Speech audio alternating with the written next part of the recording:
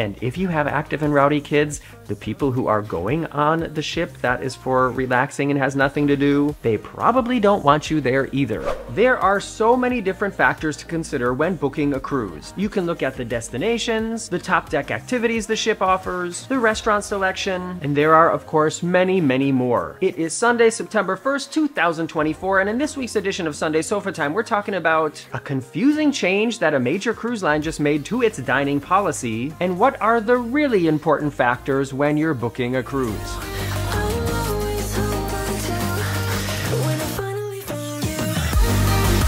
Welcome to the Red Sofa, everybody. If you're new here, I'm Morgan from the Very Unofficial Travel Guides. I've been making travel videos for over 15 years of popular and not so popular tourist destinations to give you a very honest, unofficial look at what it's like to be there. I also wrote a little book called Getting Stitches on a Cruise Ship. It's available on Amazon now, and I want to say hello to my most recent channel member, Marissa Cheslock, and my most recent Patreon supporter, Gabriella Berger. Thank you to everyone so far who has joined my YouTube membership page and helped me towards my goal of grabbing that fat YouTube bonus. YouTube membership and Patreon are two ways that you can help out me and a lot of other creators. There's information about it in the description below. All right, in a recent video I saw actually over on Tony's channel, he was talking about a change that Carnival has made to its dining policy on one of the newer ships. The ship mentioned was the Carnival Jubilee, which is the newest ship from the cruise line. I haven't cruised with that ship yet. In fact, I haven't cruised with Carnival in a while. Maybe it's time. There are several specialty restaurants on board, and apparently, during the first year, 2 of them were offered free to guests at any time as much as they wanted. These restaurants are called Cucina del Capitano and Chile. If you're new to cruising, let me just explain to you how the dining usually works on most cruise ships nowadays. There are always certain restaurants included in the price of the cruise. Those are like the buffet restaurant and what's called the main dining room or the main restaurant. Many cruise lines also have other dining venues included in the price of the cruise. We're talking like pizza stations, taco stations, ice cream stations, and I want it in a cone. And then there are always some other restaurants called specialty restaurants, or some people call them upcharge restaurants, that offer a specific type of cuisine or an elevated dining experience because of less tables, more service, a different atmosphere, and those cost extra. So what Carnival has done on its newest ship is had 2 restaurants for the whole first year that the ship was cruising as sort of open to everybody. Basically what you would say not a specialty restaurant because there was no extra charge. And now they've switched it over and said, if you want to eat at these 2 restaurants, Cucina del Capitano or Chile, you can only go once. And if you go again, you'll have to pay an upcharge. The upcharge is only $8, and honestly, that's not really a big deal, is it? Most specialty restaurants that I know of cost more than that, and some cost way more than that. I did a little bit of research here. Ooh, research on the Very Unofficial Travel Guides. For instance, the Remy restaurant on Disney Cruise Line costs an additional $125 a person. Chef's Table on Celebrity is around $139 a person, and apparently the Empire Supper Club on the Icon of the Seas will cost you $200 extra, but it does include free cocktails. So when it comes to telling people that if they want to eat at one of these restaurants a second time, they're going to have to pay $8, it's not really a big deal. However, I do think it's confusing, and I could understand how it could lead to some frequent cruisers being upset because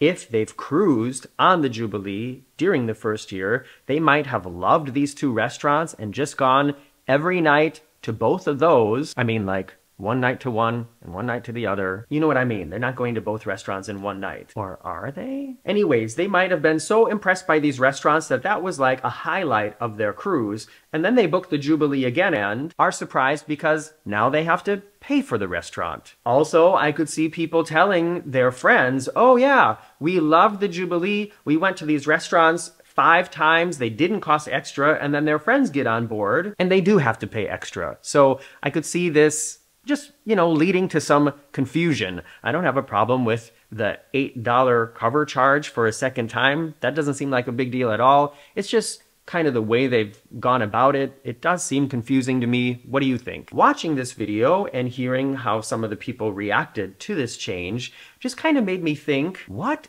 is important to me when I'm booking a cruise. And as somebody who's been on over 30 cruises now with multiple different cruise lines in multiple different areas of the world, I can tell you there definitely is one single factor that will make or break the experience for me. And it might be obvious, but I don't know. Maybe it's not. And before I tell you what mine is, I want to go through some of the other factors that I think might be important to you. And of course, I'm very interested to hear what you have to say about this as well. So make sure you hit the comments before you go. Well, start me up, run it again. I'm not a puppet, but some days I feel the tug of a hand. I think a lot of people, before they book a cruise, they have an idea in their head of where they want to go or a certain destination that they definitely want to visit, and then they look for a cruise going there. For instance, on our recent cruise on the Utopia of the Seas, that cruise stopped at Royal Caribbean's private island, Coco Cay. It was so cool to be back there after 13 years. My original Coco Cay video is one of the first videos I had that got over 100,000 views, and what I did while I was on the island this time is I looked at the video I made 13 years ago and I went around and filmed the same areas to show you what it looked like back then compared to the craziness that it is now.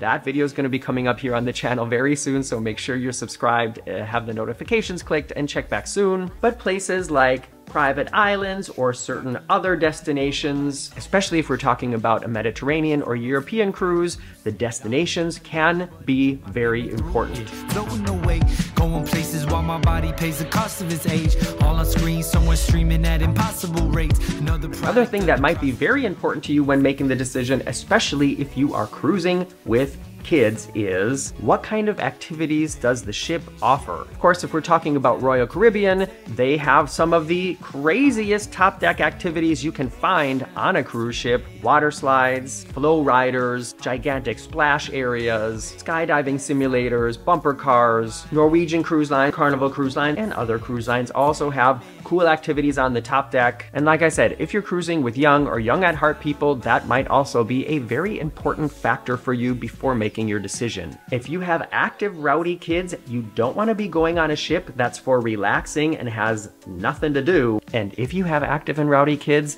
the people who are going on the ship that is for relaxing and has nothing to do, they probably don't want you there either.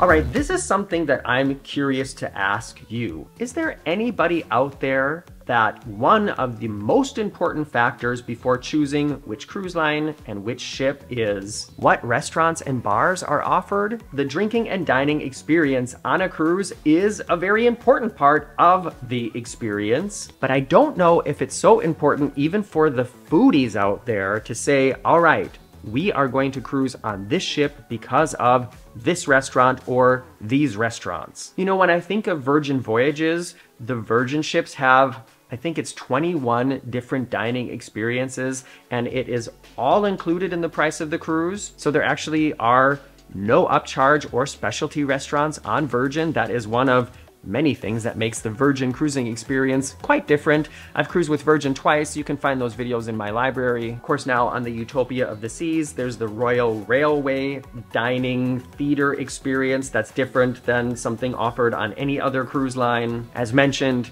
Disney has its Remy's, Celebrity has its chef's table, other cruise lines have chef's tables and like super elevated dining experiences, but I don't know if there's anybody out there who says that's the most important for them. I don't know. Maybe there is, maybe there ain't. If it's you, let me know. And there are many other factors, as I mentioned, but I'm going to get now to the one that's most important to me, and that is, how much does this cruise cost?